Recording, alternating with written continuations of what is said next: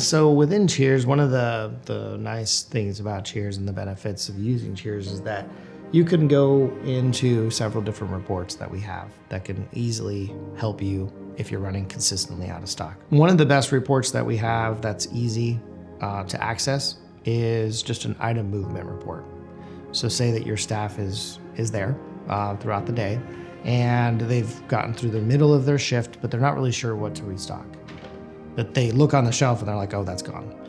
So we have a report that they can generate quickly, that they can print off in a PDF format, and it tells them which ones they need to go pull from the back stock and say, hey, these are the ones that you need to go replace on the shelf. These are the ones you sold. And that's a great way for an everyday chore for your employees. But let's say that you identify that, hey, I've ran out of this inventory and I'm in the middle of my week. How do I know that I should be maintaining this product more? So whenever you're creating a purchase order, we have what's called our PO Insight. And in our purchase order Insightix, we have an area where you can, the system will actually tell you, hey, by the way, what does it take to get over the last month, and how much inventory should have you had, and how many you sold, and it'll put a total value of your cases that you should order today because of the amount of volume you're actually going through.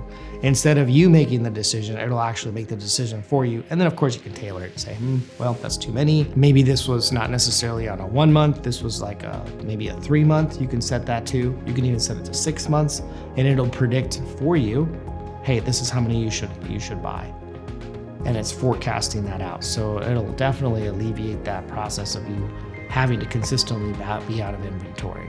And it doesn't necessarily go off of reorder values. It goes off of sales trends and sales numbers along with what you have in inventory.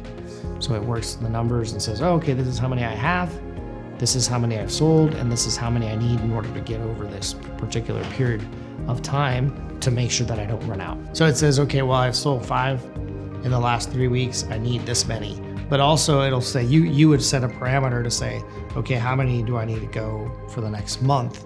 And then it'll work its way, or 3 months or 6 months. And how many am I selling in relation to, and how many do I need in order to get over this period of time? So for a bar, it might be ideal for, especially on maybe like a 2-week sprint, like, okay, we just got it, but we're gonna have a weekend, and now how many do I need for the next weekend? Maybe it might be ideal to do something like that on a 1 month basis. And then they would be like, oh, yeah, you're selling a lot more, so therefore you need more so you don't run out.